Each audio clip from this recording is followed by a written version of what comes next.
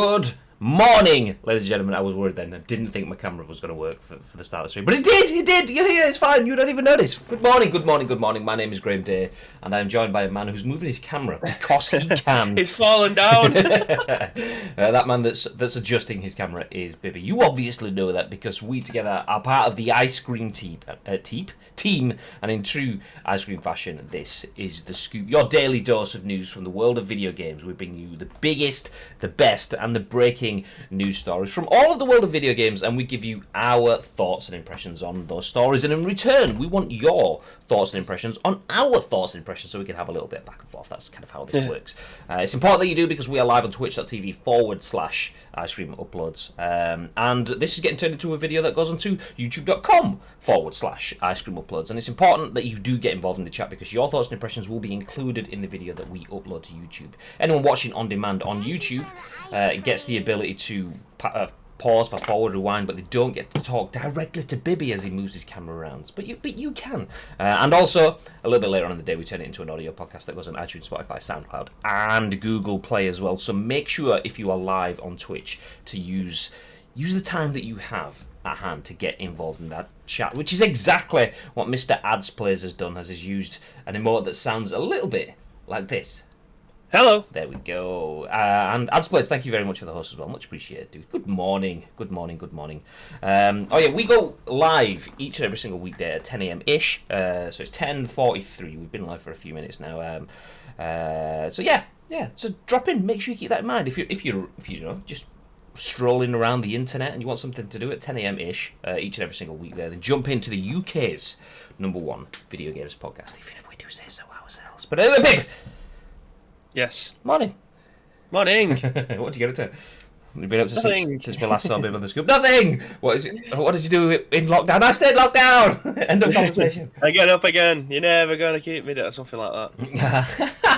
How was that not being a song? I get locked down. But I don't know. But I'm taking the patent and rights, copyright infringement, everything on that one now. We'll be seeing it. We're winning. That can be our modern Master League sing along when we score a goal. We get locked down, but we get up again. Good morning, Griff. How you doing? Morning, Griff. Morning, lads. I'd like to say I did something eventful last night, but I went for a stroll to Tesco, strolled around Tesco, and strolled back home again, and then proceeded to get another dub on PUBG. That's just an average day for you then, isn't it? You know, an average day. Unless I'm on stream, then it's like 87th place. Oh, cameras. I like that PlayStation top, by the way. Yeah, this was the last. Is that a Primark one? No, this was my last pre-lockdown clothing purchase. It's only like 10, 12 quid or whatever from. I want to say Pull and Bear or something. Whatever the thing is in the Trafford Centre. Pull and Bear. I'm trying to look at the logo and I can't see it. I can't. Just take top off, mate. It'll be fine. Terms of service, get the nips out. To be fair, if I took my top off, they probably would actually mistake them for a female pair of chesticles. I'm fairly sure that it's against terms of service for males to take the tops off as well now. Let me see, Pull and Bear. I think it's Pull and Bear PlayStation T-shirt. That's it. Pull and Bear. $12.99. Absolute bargain. It is a bargain. So yes, if you want to buy your PlayStation sponsored t-shirts, then get to pullandbear.com/ice cream uploads, and you can get absolutely no discount because that doesn't exist. But it will do one day, maybe, possibly, probably not. No, it's not. Anyway. Should we jump into some news? I think we should. The sooner we get this over and done with, the sooner we can lead Wolves into Europe. Goddamn right. So for those of you that don't know, when it says leads Wolves into Europe, that's not like a Game of Thrones reference. We're not like some sort of like mid-century raiders or something like that. No! We are playing through a modded Master League, which will be taking place just after we finish the Scoop. So in around an hour's time. So if you want to watch some modded PES on PC content, a co-op remote play Master League, then feel free to stick around. Before then, though, we do have 4 of the biggest breaking news stories that have taken place in the last 24 hours. So let's jump into the first of the day. And this one, let me full screen that for you. There we go. EA still plans to release, wait for it, 14 games over the next 11 months. This is written by Tyler Wilde for PC Gamer, and the article says, even with its global workforce largely working from home, EA says it's forging ahead as planned. Earlier this year, EA announced that it had 14 games coming in its 2021 fiscal year, which started last month. It's confusing, yes, but it's currently 2021 as EA's financials. As far as EA's financials are concerned, it's not that confusing, is it? Tax years. But anyway, during today's investors call, EA restated that figure, even, should I say. Despite many of its employees working from home due to the COVID-19 pandemic, the publisher still plans to release 14 games before this fiscal year ends next April. 4 of the 14 games will be sports games: FIFA, Madden, NHL, and one unannounced game. Could that be the boxing game we spoke about yesterday? There's no word on platforms, but I remain hopeful that EA's NHL series will rejoin Madden and FIFA on PC. 4 more games will draw on the breadth of EA's IP, such as Command & Conquer Remastered, said CEO Andrew Wilson. Burnout Paradise Remastered for the Switch may be one of those. GG Bib. Along with the Medal of Honor VR game. 2 other games will be mobile, and some will be indie games from partnered developers. Otherwise, Wilson had nothing specific to announce, except to say that EA has new IP in development and a number of new incubation products that are starting to come together. The new Battlefield won't be one of this fiscal year's new games. That game will release sometime after April 2021, but it's progressing very, very well, according to Wilson. But he would say that, obviously. So while the COVID-19 pandemic has erased revenue for many businesses, EA and other big game publishers have been doing better than usual as cooped-up populations seek out more entertainment at home. Since the stay-at-home orders, EA has seen heightened levels of engagement and live services net bookings growth. In other words, people spent a ton of money in Madden, FIFA and Ultimate Team. In a world where there was no sports, we became sports for people, said EA COO and CFO Blake Jorgensen. EA expects a good year ahead, anticipating $5.525 billion in net revenue, though it cautions that it doesn't know whether the present bump will last, and points out that many variables could affect its revenue, such as worsening economic conditions, the continued closure of physical stores, the ability of third-party partners to keep up, and its own ability to keep things on track with a remote workforce. That said, EA's executives repeatedly praised the company's staff for keeping development going despite the situation, especially for its live service games Apex Legends Season 5, which launches next week, for instance. Pretty big statement for EA. 14 different games. Obviously, that's not top level EA sized console / PC releases. That is EA with their annual releases. That is EA with their mobile releases and EA with their indie releases. So that does include a bit of everything. Obviously, the likes of FIFA, Madden, NHL, possibly a boxing game, which we spoke about yesterday. The likes of Battlefield isn't in that. Could there be some more Star Wars content? We've seen Star Wars Project Maverick, a racing, kind of like pod racing game being teased from EA. Could that be one of the new IP that they're talking about? So yeah, quite a lot to go there. What are your thoughts, Pip? Do you know what? The thing that stood out more in that article than anything else was the Medal of Honor VR game, because I've completely missed that. It wasn't that long ago that I was talking about Medal of Honor probably never seeing the light of day again, considering it's been probably 8 years now since we've seen the last one, with Battlefield becoming the juggernaut that it is in terms of them, but that being the lead in FPS for EA. In terms of war, because we've obviously got things like Apex is just making them money left, right, and centre. But in a war genre, Medal of Honor kind of fallen by the wayside, but Battlefield's still going. So it's surprising that they're bringing out a Medal of Honor. The right thing to do would make it a VR game, which is what they're doing by the looks of it. Yeah. That just to have a little spin on it, because having 2 fully fledged war games alongside the juggernaut again, that is Call of Duty. Probably wouldn't be smart for them because it's a lot of money that potentially will be wasted. But I imagine it's a small studio inside EA that's working this Medal of Honor VR game. It's not. No, I've just clicked through Respawn Entertainment, aka Respawn, that's been working on Apex and Co. is making a Medal of Honor VR game called Medal of Honor Above and Beyond, which is out next year. This was written September 25th. It's coming in 2020, so it's apparently out this year, but obviously there's been a lot of COVID since then. What do I know? No, you are right with a lot of that, though. I mean, you're saying having 2 titles against Call of Duty. 2 titles against Call of Duty is not too bad if you've got 2 separate streams. But they're kind of done. Call of Duty, you get Call of Duty 2019, Call of Duty 2020, Call of Duty 2021, Call of Duty 2020, same thing. But they've got 3 different studios working on Activision, Sledgehammer, and Infinity Ward, and Treyarch, Sledgehammer, and Infinity Ward. They're working.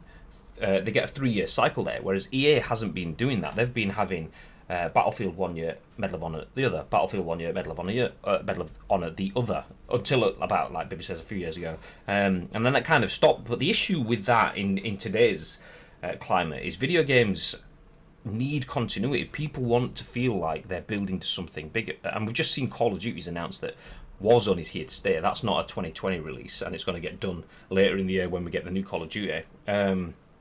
That's staying, and it will be here next year and possibly the year after, and it will build alongside that as a continued service model.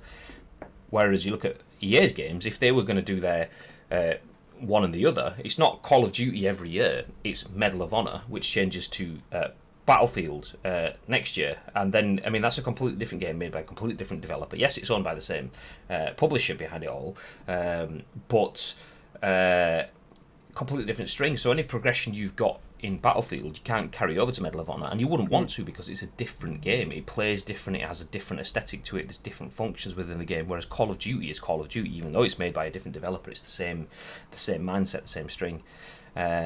So yeah, I think you're saying it's smart that they're going down the VR route with it. I definitely think that's good, because that way they can keep Battlefield as their FPS, their traditional FPS, and then go for Medal of Honor as VR. That does make sense. Shall I hit play on this trailer whilst we're on screen as well?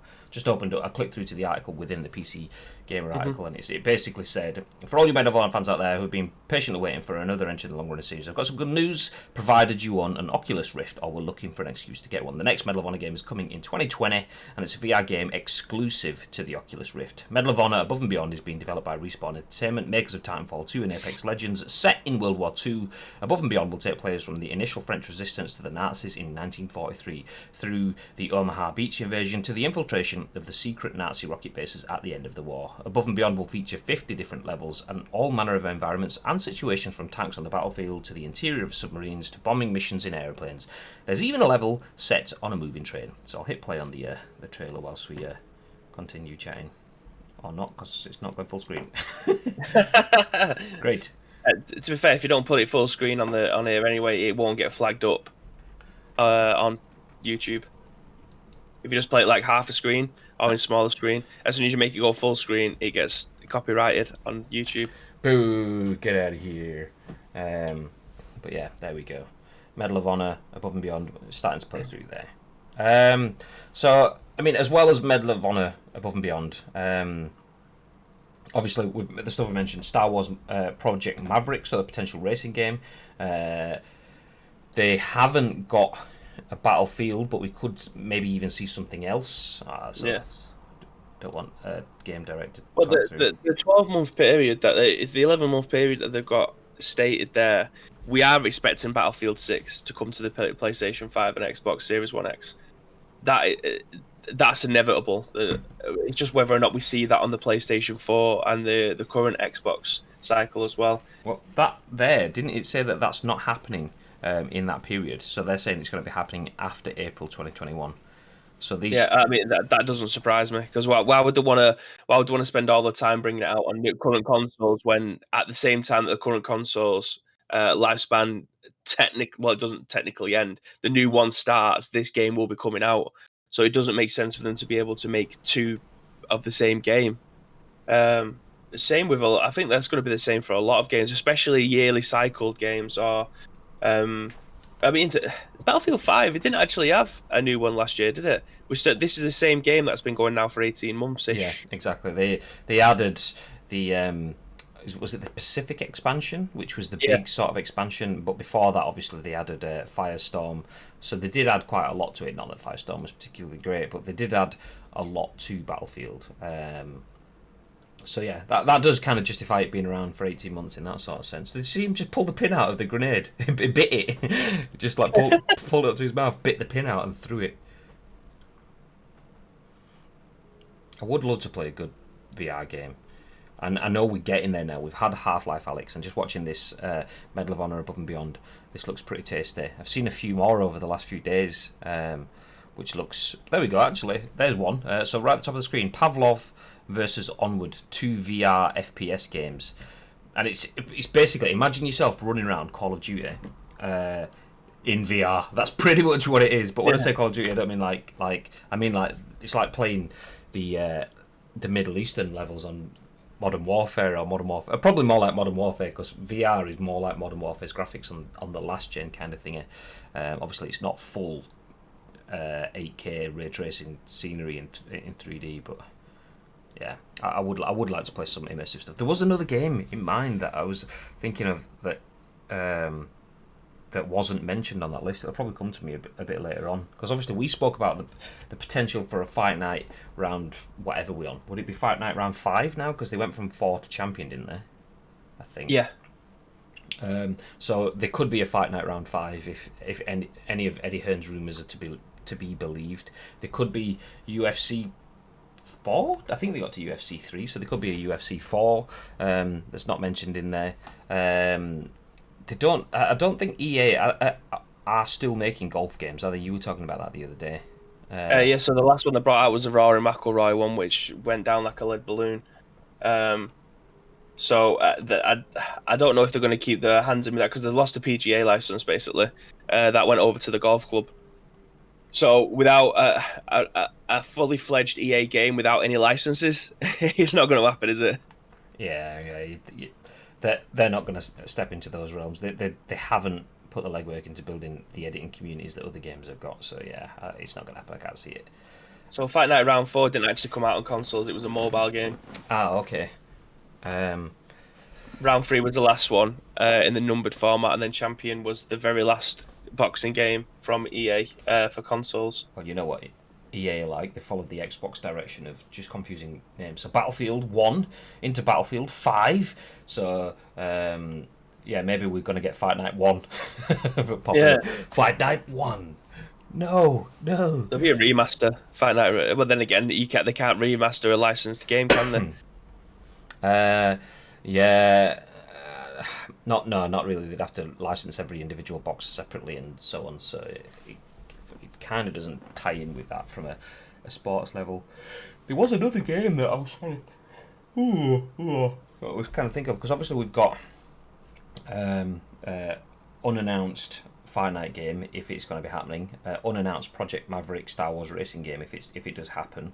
And there was another one as we're reading through the thing, I was like, oh yeah, that doesn't even mention that game. But yeah, whether it does or doesn't, let's just leave it there. It's pointless. It's clearly not come to my mind, so I'll move on. But 14 different games across all different platforms is a pretty big thing. No wonder I can't see for inspiration. I'm still looking at the Medal of Honor article. Where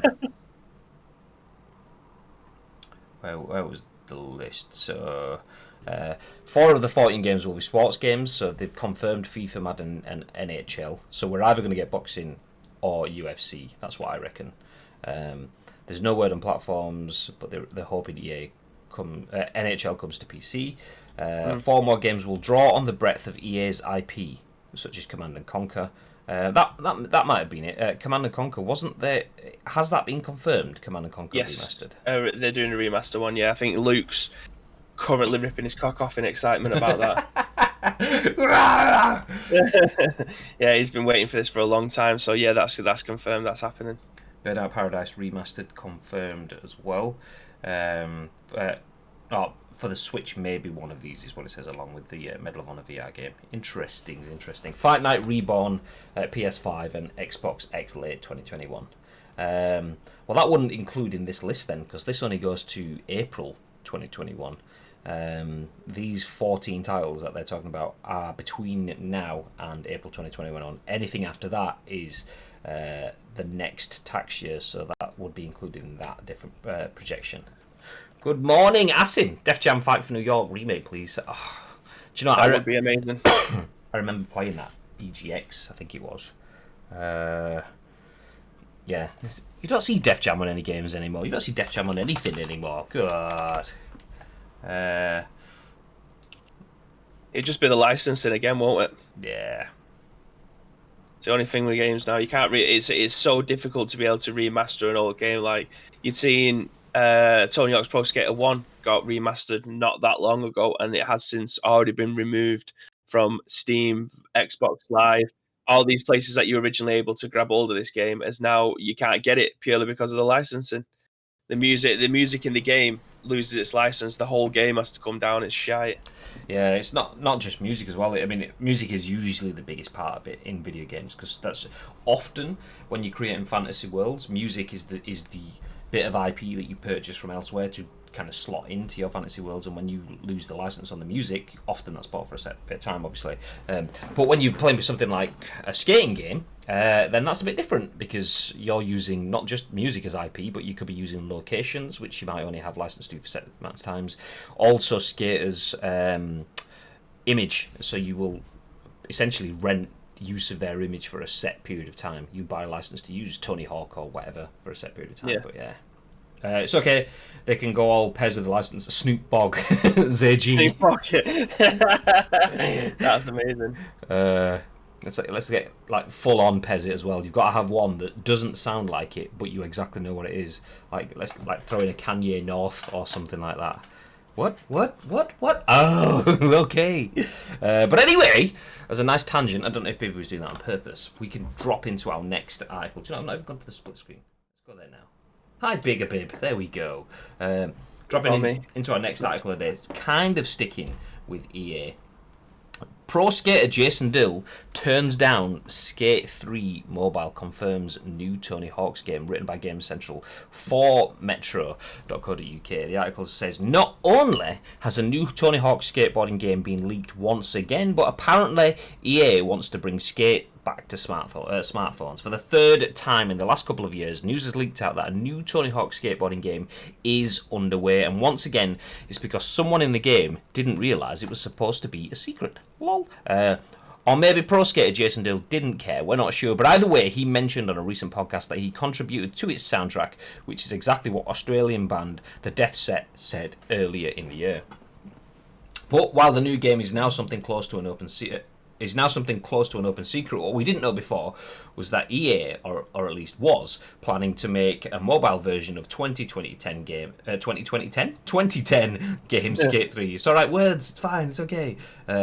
Hilariously, Dill seems to think that's just as bad an idea as most ordinary fans, and point blank told EA that he didn't want to be involved. They said, basically, we want to do a mobile version of Skate 3, said Dill, according to a transcript by WCCF Tech. I wrote back and I said, what else?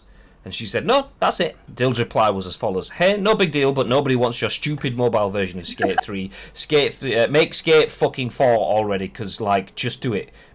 Just make the game and participate again. You can't level it up to the same numbers you get on other games. You do it for a cultural thing that pays you back later. Apparently, this was about 10 months ago, so either EA are still working on the game, or they took Dill's very sensible advice and canned it. Whatever's going on, we might find out in June when the not E3 EA Play event is planned, at which the publisher will unveil a number of new games. Activision never hosts its own reveal event, so it's unclear whether Tony Hawk's might be announced, but there is that third-party Xbox showcase due on Thursday, which is tomorrow. Yeah. I love that. I'm going to read that again. Hey, no big deal, but nobody wants your stupid mobile version of Skate 3. Make Skate fucking 4 already, because, like, just do it. I mean, it's not wrong. Yeah. What was the line that I was buzzing about? You can't level it up to the same numbers you get on other games. You do it for a cultural thing that pays you back later on. We've just been talking about Tony Hawk's Pro Skater 1. Do you know what I mean? And that was nearly 20 years ago, if not a little bit longer than that. That game will go down in legend. Like, everyone's going to be talking about the warehouse level on Tony Hawk's forever. That's the cultural thing. Fair enough. It may be the time zone of when those games came out, because I think that the soundtrack being pop punk all the way through. Mate, Superman by Goldfinger is still one of the best tunes ever. You know what I mean? It's just one of them things. It was massive at the time, and people still look back at it fondly. But I agree with him. It's a cultural thing. Like, there is not everybody is able to skate, but they'll love a skateboarding game. It won't do FIFA numbers. It won't do Battlefield numbers. But you can guarantee the people who will play it, not mentioning Tony Hawk's Pro Skater 5 because that game was absolute hot garbage. But no, you know what I mean. These games resonate with some people, and they will play them and talk about them for 20 years. They're not going to be talking about. I don't know. I mean, it's the same with Pro Evo 6. People still go on about Pro Evo 6. 14 years later, PS5. about it being the golden game. PS5. Or PS5. I mean, I'm talking about PS2 over it. You know what I mean? But there's some games that hit home, and the Tony Hawk's franchise, barring 5 and potentially a little bit of 4, because 3 was GOAT as well. So these games resonate with people, and they'll talk about them forever because they're not a game that you bring out every single year. Yeah. It's bring out Skate 4 or a new Tony Hawk's is what I say. Yeah, I agree. Let's just have a young Tony Hawk doing 900s on Roswell, New Mexico map again, whilst landing into a kickflip McTwist grind as Superman blares out in the background. Yes! Jumping in the chat, UFC 4 confirmed, leaked on Instagram, fighters getting motion captured 4 weeks ago and wearing UFC 4 shirts. Ooh, maybe no boxing game until next year then. The one thing about this article, though, this Jason Dill Skate 3, this annoys me from EA and not just EA, but a lot of big publishers. Mobile gaming is really good when it's done properly. I mean, me and Bib have talked about it a few times, like playing PUBG on the way back from Resonate Glasgow. We're on the train, and for something so simple as Bib just sat one side of a desk, me sat at the other, playing PUBG on a train as we were delayed coming into Manchester, it worked really well. It was the console experience but on mobile, and that's really good. Tencent have taken what PUBG or Bluehole or PUBG Corp as it is now have done on the consoles and PC and turned that into something that was built for purpose for mobile, and they've done it really, really well. Worked really well, and you've seen that with the likes of COD Mobile. Now has like huge esports. Was it a 2 million prize pool for COD Mobile esports? Massive. But the issue with things like this, Skate 3 Mobile, it was just like, oh, we have a game that was successful, and for no reason, there is no real demand for it. No skaters are out crying to be able to play as Jason Dill or anyone else on mobile, but we're just going to make it into a mobile game. Why? Because it was successful, and we think it will earn us money, because mobile, when done correctly or reasonably well, earns you a shitload of money. And EA have done that with, what was it, Dungeon Keeper? They did it with, and it was horrendous. And there was another one. I can't remember what it was, but yeah, they have form of turning good console IP and making it into a mobile game. Just because, not because we want to do it right, and not because we want to create a new community of. I say new community. Mobile gaming is a community. It exists. There are huge sites out there that are dedicated to just mobile gaming, and everything goes. I mean, you do a search for PUBG Mobile on eBay, and you won't find the game. What you will find is a fucking shed load of peripherals and accessories and things that you can clip onto your phone, or little mounts that you can put your phone in so that you can play them. So the community for mobile gaming is growing, but EA just doesn't seem to get it. They just keep saying, okay, how can we simultaneously piss off an audience that wants a game on console and an audience that isn't bothered about it coming to mobile? Let's just throw a game that people want on console onto a mobile. Ta-da! It's like, no, nobody's crying for Skate 3 Mobile. They're crying for Skate 4.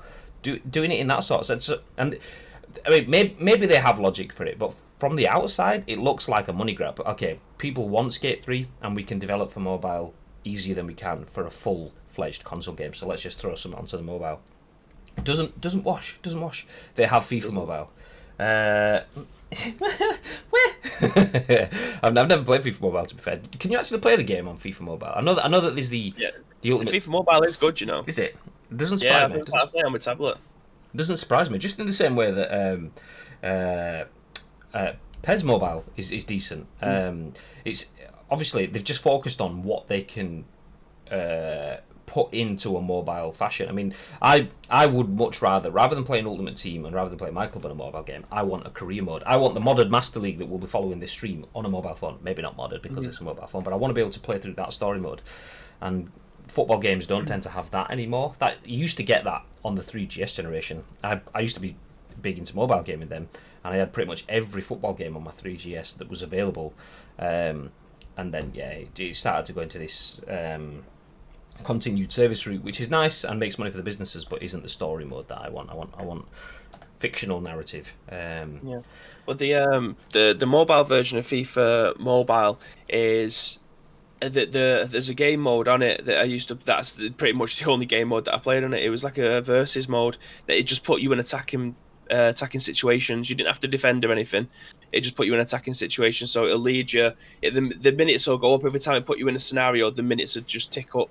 So you'd be on 20 minutes and it'll be 1-on-1. You score the 1-on-1, but as you're scoring or missing in one end, you're playing against someone at the same time who's scoring and missing at your end, but you can't defend against it. So it's weird. It's weird like for me two to be separate games that overlap.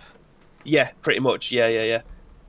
So if they're shit, you could win like 11-0. But usually the games are quite close. You just pretty much have to score every chance that you get to be able to win. But that's like Score Soccer, Score Match Hero or whatever it's called. Score Hero. Score Hero, that's it. It's very much like it just puts you in attacking positions. You just have to finish off the chance. But that was the best part of FIFA Mobile. That's a game mode that I always used to play. They still have all the pack openings and stuff like that. Score Hero's class game. Just saying. Yeah, New Style Soccer, class game. That's all you need. If you want to play football without the pack element, then Score Hero and New Style Soccer. Play Score Hero until you've used all your credits or whatever it costs for you to be able to play. Then whilst they recharge, jump onto New Style Soccer. Job's a good one. Change back again. Whee! You can actually get players on FIFA Mobile without buying FIFA points. Kappa. Even though that's a lull, but Kappa. Yeah. Well, anyway, back to the conversational bit. The end. Where is it? I'm trying to find it. There we go. The end of this article. So this article that we just had on screen was talking about Skate 3 being announced, and the Tony Hawk's Pro Skater game being announced by Jason Dill. Tony Hawk's Pro Skater has been announced essentially 3 or 4 times, unofficially, and never been officially confirmed. But the bit that it ends on, whatever's going on, we might find out in June when the not E3 EA Play event is planned, at which the publisher will unveil a number of new games. Obviously, EA are going to save all this stuff for EA Play. But Activision, however, never hosts its own reveal events, so it's unclear when Tony Hawk's might be announced. But there is that third-party Xbox showcase due on Thursday. Do we think we will see Tony Hawk's Pro Skater announced in Xbox Series X games broadcast session thing tomorrow? Do we think it's going to happen? I don't know. I don't know whether or not the likes of Microsoft won't want to do it because of Skate. That's the only thing that I can think of. I don't know whether or not they're going to put all of their skateboarding chips on Tony Hawk rather than Skate. I think they would much rather use their own IP than somebody else's, especially of an IP that got dragged through the mud with Tony Hawk's Pro Skater 5. That's the only thing that would stop me from saying yes, because otherwise I think it'll be a slam dunk for either console to bring back a new potential Tony Hawk's game where he actually has, the ability to get involved with it, because I don't think he had that much to do with Tony Hawk's Pro Skater 5 because the license was running out. So they just literally threw together a bunch of shit and just threw it out before the license expired. So I don't think he had the usual sit down and talk about where they're going to be doing it, what they want to include in the game, do a bit of mocap and stuff like that. I could be completely wrong, and I've been on numerous occasions, but I know that the license was running out and they threw a load of shit together. That's something that I can take from that. So if they've got consultation from Tony Hawk's this time round and he's able to be the heart and soul of the project like he was for the other games, then I would say this game will be a slam dunk. But the reason I don't think Microsoft will want to put all of their chips in this Tony Hawk's game is because they may have their own Skate franchise. Why would they want to push another franchise that rivals their own? For me, that doesn't make any sense. Yeah, I'm not sure about that one though. I mean, I'd say maybe they might not want to push Tony Hawk's in place of Skate, actual EA Skate. But I don't know. Maybe. I mean, one thing Microsoft has done is geared up in terms of the worldwide studios. They have shitloads of studios, and obviously sports games definitely do scratch a very, very big itch, especially skating games. There's a lot of passion for that. Maybe Microsoft are that smart in terms of they've seen the passion for skate and thought, okay, Tony Hawk's Pro Skater 5 sunk like a lead balloon. It went down horribly. Skate 3 has been this clamouring for it. Every time you see anything that looks even marginally like a skateboard or a half-pipe in a video during an E3 conference or anything like that, Twitter, if you're watching a live tweet along, Twitter just erupts into Skate 4, oh my god! And then it turns out it's just some dude walking down the road, and it's like, oh, okay, it's Cyberpunk, never mind. Okay, I'm excited about Cyberpunk, but it's not Skate 4. So maybe Xbox have been on the finger on the pulse and thought, actually, we'll do our own thing. I'm not sure though. I think whilst I do think that would be good, I also think there is a little bit of nicheness and rose-tinted glasses when it comes to skateboarding games in terms of the wider appeal, because a football game will have more players than a skateboarding game, and the people that play skateboarding games, it will last with them for a while. I mean, as Bibby said, we're still talking about playing Tony Hawk's Pro Skater 20 years ago or whatever it was, but it just doesn't have as much mass market appeal. And once the novelty wears off, once we finally get, they've just killed Slack because it's chip-up in my ear. So chip-up. Pause notifications. Get out of here. Yeah, once we've got, oh my god, I've just paused your fucking notifications. We'll get there, ladies and gentlemen. I've literally pressed it again. It's not paused my notification. Okay. We'll see if it actually does anything. Get out of here. I've killed it and everything. Hopefully it stops it, but Slack does what it wants to do. Yeah, I'm not sure I see them being finger on the pulse in that sort of sense, in terms of I can't see them looking at these smaller wins like a skateboarding game. I feel like having the bigger narrative, emotive, maybe FPS, maybe whatever sort of titles, a few of those, I can see them aiming for those ahead of something like a skating game. So I think it would come down to, if there is a choice of do they push Tony Hawk's, I think it would be are they going to push Tony Hawk's or are they going to push Skate 4? I think that would be the difference. I mean, having not heard anything of Skate 4, only hearing a 10-month-old conversation based on Skate 3 mobile, and yet more rumours about the Tony Hawk's thing, yeah, maybe. However, there hasn't been anything. So yes, this is a fresh leak on the Tony Hawk's game that's happening, as well as, what band was it? The Death Set. No, the Death Set, that's it, yeah. Said earlier in the year. But this conversation happened 10 months ago as well, so they could have just squashed it all then. So do I think it's going to happen? Personally, no. But it could do. It could do. The only way we'll find out is by watching the Xbox conference tomorrow night. And if you don't watch it tomorrow night or tomorrow day, whenever it is, we will give you updates on the scoop, so you don't have to worry about that. We'll keep you in the loop on the scoop. Yeah, keep you in the loop on the scoop. Damn, we're not using that. Oh, you didn't know it. Anyway, that's enough about Xbox. That's enough about EA. Let's move on to something else. How about, do you know what, just finger in the wind, picking something out of the air. Maybe we just look at Nintendo, because that's the next article I have on the screen. Okay, yeah, that's fine. Nintendo suffers massive data leak as Super Mario 64 PC port appears. Written by GameCentral for Metro. The article says, hackers have stolen vital source code and technical information for the Nintendo 64, GameCube, and Wii, including never-before-seen tech demos. New rapper, Day-G. That's it! Day-G. Forget Jay-Z, it's Day-G. No scoop watch-along. I actually don't know what time it's at, so maybe? We'll just... we'll look into it. If it's not stupid o'clock in the morning, then maybe. Usually these announcements are usually timed fairly well, but if someone... 4 p.m. Ooh, maybe. That could be a shout, then. So there we go. First it was Naughty Dog, and now it's Nintendo who have lost vitally important files to online hackers, although in Nintendo's case it's not new information that has been leaked, but old. According to reports on Reddit and Reset Era, over 2 terabytes of old files have been stolen, including the original source code for the Nintendo 64, GameCube, and Wii. This includes detailed technical information on the console's hardware and the Wii software development kit. That might not sound too exciting, but it means that it will become much easier for companies to make clone hardware and software emulators. It's not clear whether the two are related, but at almost exactly the same time, a PC port of Super Mario 64 suddenly appeared online Online, which was allegedly made by reverse engineering the game's source code.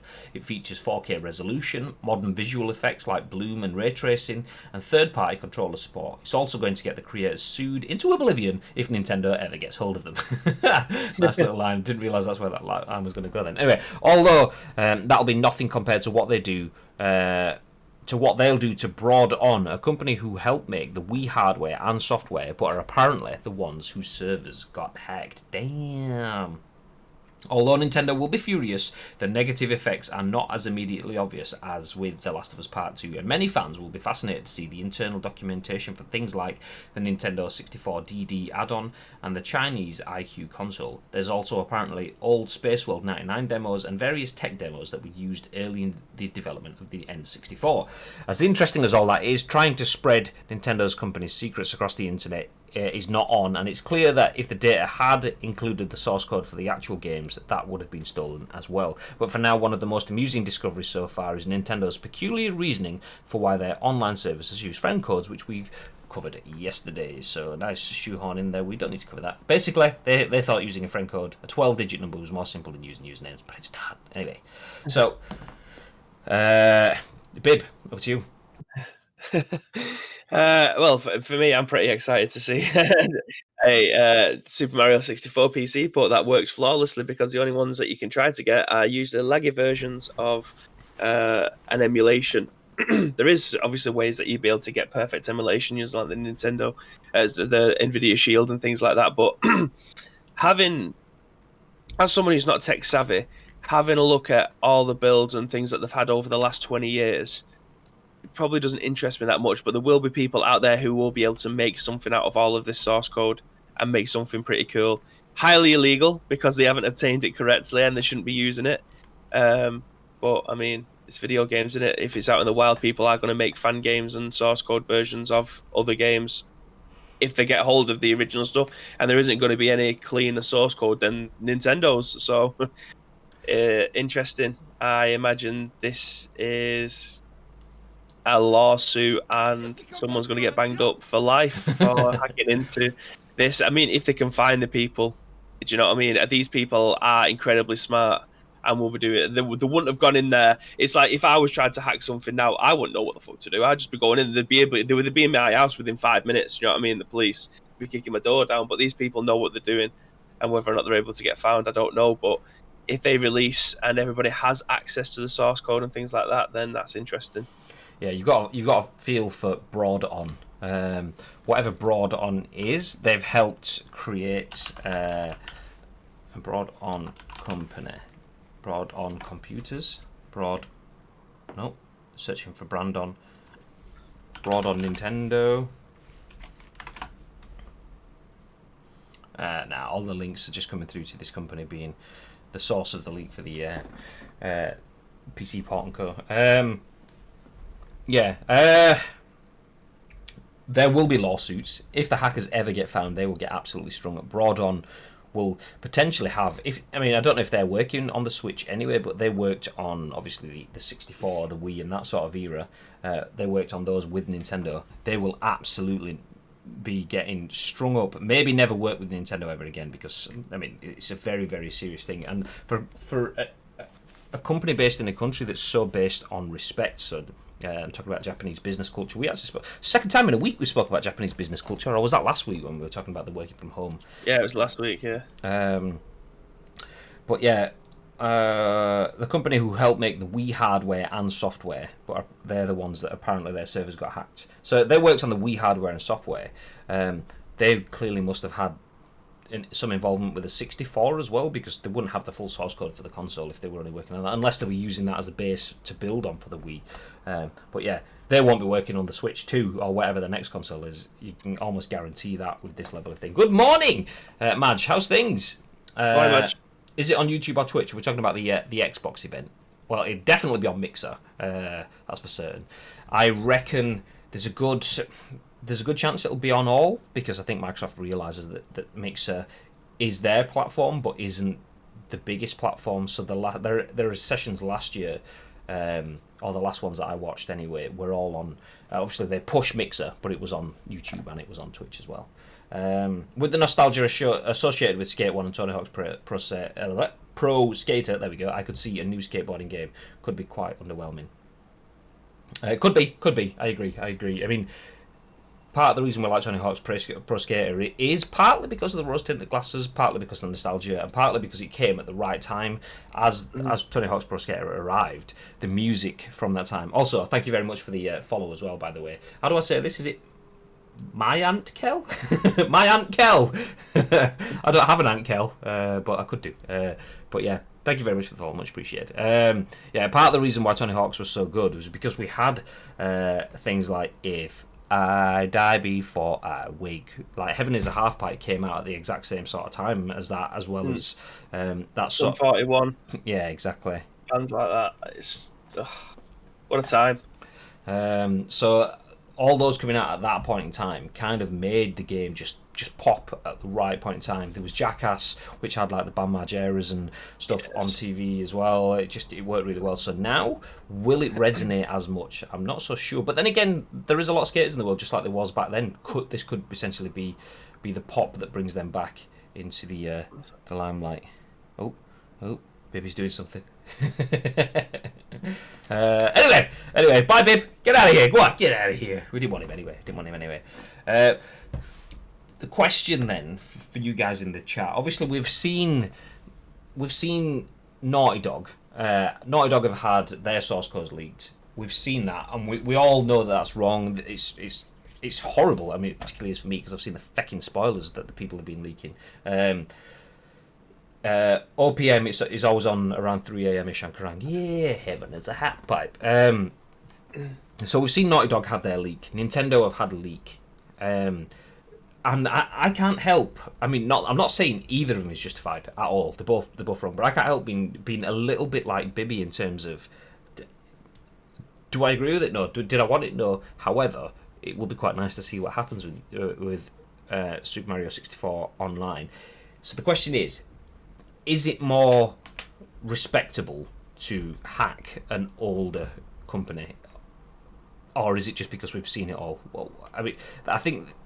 I know it's wrong. And I absolutely hate anyone whoever hacked Naughty Dog. But I can't help but feel excited to be able to see what comes from this. And I don't know whether it comes from me thinking it's old and not going to be used anymore. They've had their value from it. It's not spoiling anything for anyone. But yeah, it's weird how we could almost kind of, well, at least I do. I don't know what your thoughts, babe. I kind of feel it's more acceptable to hack older stuff than it is new stuff. Well, they're not making any money off of Mario 64 anymore, apart from if they put them on virtual consoles, which we don't have proper virtual console yet on the Nintendo Switch. We've got consoles that are virtually there, i.e. the SNES and the NES. But we don't have anything else. Like if you went onto the Wii U eShop or the Wii eShop back in the day, you'd be able to pick up games off all of the consoles rather than just specific ones that they're giving to you. They don't have that now, so I don't know if they are still making money off Mario 64, whether or not it's still available on the 3DS for you to be able to buy. I know they've done. They did a kind of remaster of it on the DS. Way back when, but I don't know. Gaming communities are weird because if they don't see what they want, they will just ask people to ask the companies to release source code. You see it all the time with video games, like especially sports games. It's like you're doing a really shit job. Release the source code. Somebody else will be able to do it better than you. I mean, the people who are usually saying that are usually the dumbest people around as well, who don't know anything to do with video games. They just think they've got the source code, they can just tweak a few things and then you're good to go. They don't know anything else that goes into it. But it's funny. It's like you're doing it all wrong. Release the source code. It's like as if, oh yeah, you've only got the source code there. Yeah. They change a few ones to a few O's and then you got the perfect game. What else is there to do, Graham? I mean, I've literally got a couple of source codes just falling down the back of my desk. God, the way they talk about it as if source code is just some minuscule sort of like irrelevant thing that they're just lucky to have. They've built this thing. Madge says, I don't think it's good on any level personally. Careers, rightly or wrongly, are in jeopardy as a possible outcome. Yeah. Absolutely. We're kind of playing devil's advocate. I mean, we are excited about the potential of things that could come from these source codes, as anyone would be, because we are gamers. But yeah, absolutely 100% is wrong. I mean, I play games on GameJolt, which is usually fan-made games by people who don't have source code. They've just built the games out of like Unity engine or something like that. So, I mean, if those people who are making cracking games, like there's a Resident Evil game, it's Resident Evil 1, but in first person. So you're running around the Spencer Mansion. It's amazing. It's brilliant. And the guy who creates the game I speak to all the time. I was speaking to him the other day actually on Twitter, but Lord DJ is called, and he just creates these mad fan-made games from massive franchises, and he's doing a survival horror one as we speak. And he said he's going to give me a few codes to give away on ice cream uploads, as well as a few codes for myself to give away with friends. So having those, so he's giving all those codes away on ice cream uploads. Hey, banter. It's a joke to say he's got no friends. Well, I guess he's not getting well. I mean, you probably shoot yourself playing it anyway. But yeah, it's having people who are really good at making games. Source code would mean a lot to them, but just the average Joe who knows fuck all about creating video games in the first place, just saying release a source code, someone will do better than you. That's where my allegiance is moved completely away from the community and straight back into the people who created the original IP. Like Madge said, people who have poured their life into creating a legendary game like Mario 64, and now all their hard work is just out in the wild. And I've stopped talking just as Graham's blowing his nose. Can everybody see that and not hear it? Because I mean that's send me west right away anyway. I put my head down to try hide it as much, but without going like full on potato, sticking my head out of the way. Like Asim says regarding the source code, if only it was that easy. If only, exactly. How do I say this? Am I saying this right? My Aunt Kel, me and Kel? Is it just Kel? Can I say Aunt Kel? How would you like us to refer to your name? Just don't want to get it right for you. In fairness, most consoles have had emulators made that replicate the game. So in my opinion, it's Mike. There we go. Yeah, I mean that's the thing. I mean, the emulators and stuff are there, and this is where we were kind of playing devil's advocate. Emulators are there. You can play pretty much all Nintendo games in some form or other. There are ROMs and all whatever the newer versions of ROMs. I don't know if they're still called ROMs for the new ones. Anyway, you can pretty much download those and run those in emulators that are freely accessible online. And this is the devil's advocate part of it. Is now it's out there. Is it bad to kind of get excited at the fact that if you were playing emulators, I mean, there's nothing wrong with playing emulated games. Twitch, for example, allows you ROMs or ISOs. There we go. Twitch allows you to play emulated games on your PC if you have the original.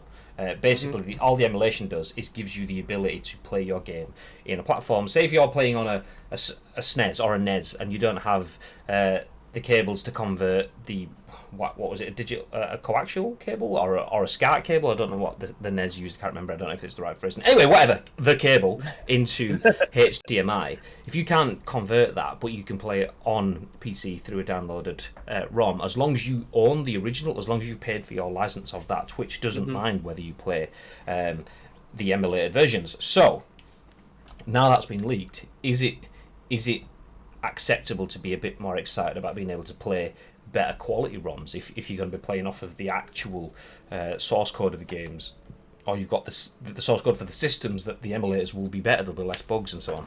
Coaxial, I got it right, coaxial, there we go. Learned something new, something I didn't even know I knew already. Bow. So yeah, that's the question. I mean, I suppose once you get rid of it's always going to be wrong, but once you get rid of the legal side of it and the actual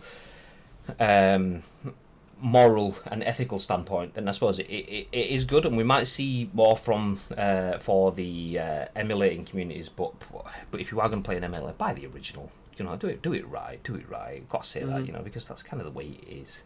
Anyway, let's leave that. We've got one more bit of news before we start to ramp up the Modern Master League. Let me kill everything and move forward. There we go. Final bit of news for today, which follows on from an announcement yesterday.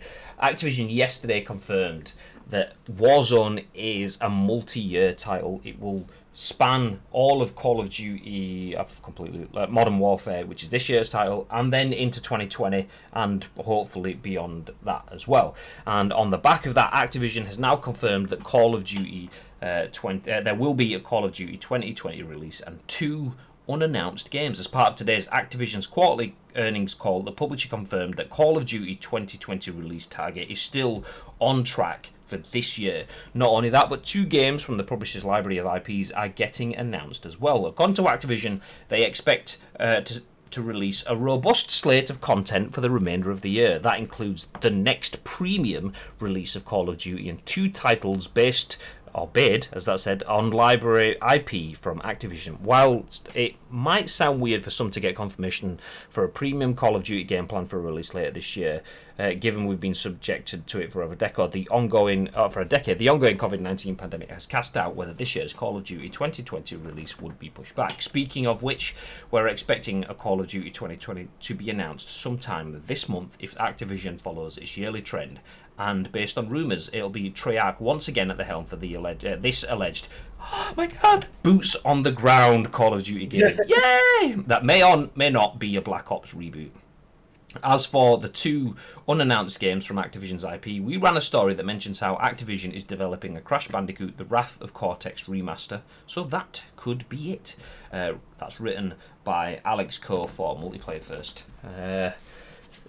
It's nice to see now. It's nice to see this. We've had EA confirming 14 games in the next financial year. Activision confirms Call of Duty plus 2 other games coming out this year.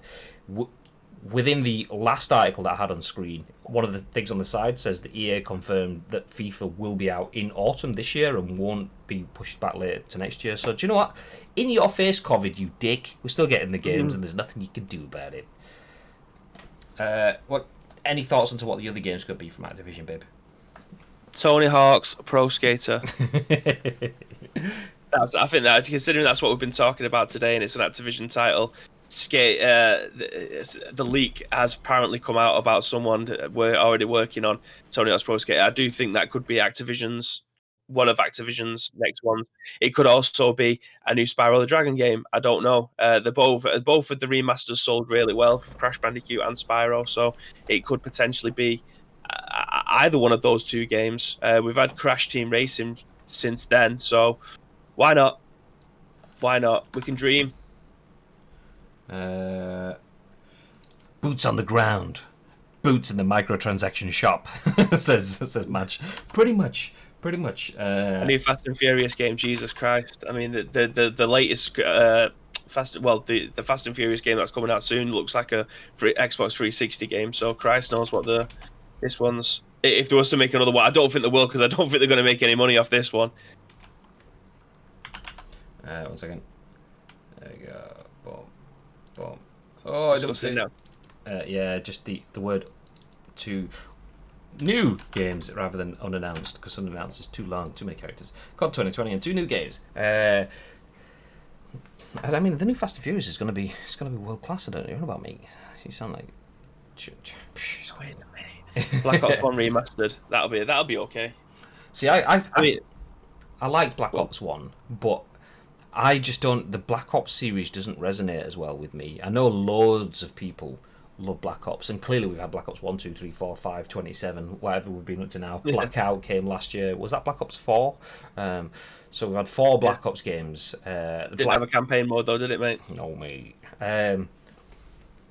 So, I mean, usually, is Black Ops like every 3 years kind of thing? Or am I wrong with that? Maybe it's just every other year, and maybe I'm getting mixed up with the 3 studios working on it. But yeah, Black Ops was good, but Magic Man there, World at War Remastered, I fecking loved World at War. I would take World at War over Black Ops. I know loads of people really like Black Ops, and I had a really good fun time playing Black Ops with my friends.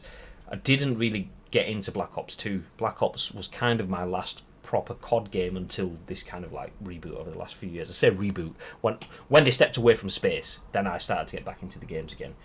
But the Modern Warfare games were more kind of my area. So hearing the boots on the ground bit obviously excites me, but yeah, Black Ops was just a bit further back in the timeline. That sort of Cold War-y kind of era. I want now. So yeah, that's why this year's is probably resonating with me a bit more. Although, I mean, I like the idea of Modern Warfare. I don't like the idea of people carrying satchels with 27 shield plates on the back or whatever. No. Time to return to the jungle. Yeah. I mean, I'm not surprised Call of Duty 2020 is still on for 2020. At all, really, because it's at the end of the year. It's a longer time for them to prep for it. And I mean, we know what the games industry is like. They can crunch. I mean, nobody wants them to, but they can. So I could see if Call of Duty was coming out in June, July. Yeah, fair enough. We could be seeing some big hits to that. But the fact that it's not coming out until November, they can plan and allow for that, and hopefully plan in a way that doesn't include crunch. But if needs be, I can imagine the industry going, okay, we've been through a lot this year for us to be successful, to get this game out and to do really well and give decent bonuses. We need to get it out, so therefore we need to crunch. I can see those conversations happening. Not saying I agree with them, but I can see them happening. So did I ever think Call of Duty wasn't going to release in 2020? No. I definitely didn't see them bringing other games in, though, but Crash Bandicoot could be one of them, and Tony Hawk's Pro Skater could be one of them. Do you know what? I'd take either of those. I don't mind either of those, so yeah. But anyway, let's wrap things up so we can get into some Modern Master League. What do you think? I agree. Yeah.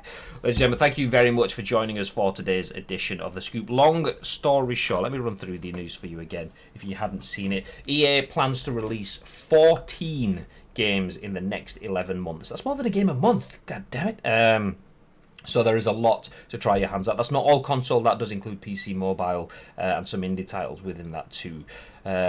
One of them, potentially, could be Skate 3 on mobile, as Jason Dill confirmed that he was approached to take part in that. Would rather see a fully fledged Skate 4 on console or a Tony Hawk's Game 2, which also was leaked. He added to the story for that. As well as that, speaking of leaks, Nintendo had huge leaks from their end as all the source code for the Wii and the 64 was taken, including the full game source code for Super Mario 64 2. And finally, Activision also said that they can expect more games, with COD 2020 confirming coming for the end of the year, and 2 unannounced games too. So long story short, shitloads of games, shitloads of leaks, and the week goes on. That's pretty much it. But like I said, we are going to disappear. We're going to drop off. If you are watching on demand, we are live on Twitch right now, recording this, and we will be jumping into our Modern Master League, which is basically the Master League that you know and love from PES, but with a lot of additional mods placed on top of it on PC. New stadiums, new graphics, new scoreboards, new player likenesses, new tattoos, gameplay mods, and all of the rest. And we actually have a gameplay mod. Bibby's been testing one last night, so hopefully today's gameplay will be nice and snazzy for you. But yeah, that is what we are going to jump into. So if you are on Twitch, that's what we'll be jumping into. If you are watching on demand, the videos will be on our previous broadcasts for you to check up when you get some time. Yeah, they will. Yeah. But as we usually do, we are going to end the scoop. We will go off the air momentarily while we cut things and get ready for our podcast stuff, and then we'll jump straight back on again. So feel free to stick around on the channel. We will just be a few minutins. So yes, thank you very much for dropping in. But before we do disappear, is there anything you'd like to add, Bib? Yes, there is. If you do see any video game news around the social media platform of your choice, then do feel free to get in contact with us at We've Got to Be in Yo, at Graham_Day, and most importantly, at Ice Cream Uploads. We'll take your thoughts and impressions and give our thoughts and impressions the very next day. But not only that, we also have our Discord server readily available for you, and it does have a scoop server in there for you to be able to just drop any news in that you want. We'll scoop that, we'll scrape it, we'll chuck it into our show the very next day, which is at what time, Mr. Graham Day? 10 a.m. ish. There we go. Ish. Yeah, ish. Yes. Always emphasize the ish. So yeah, 10 a.m. tomorrow for the next episode of The Scoop. Or just, you know what, just if you're on YouTube, subscribe and turn the little bell on, and then you get notified when it comes out. And you know, if you like what you hear, then hit the like button as well, because that also helps. And if you're listening on the audio podcast services, well, you know, just keep being beautiful. That's it. Keep being beautiful. But as ads, as used in the chat, we do have an exclusive emote that we use whenever we end any show, and it's time to drop it in if you are a sub. If you're not, do you know what? Just admire the beauty that is there from ads. And like we always say, stay frosty.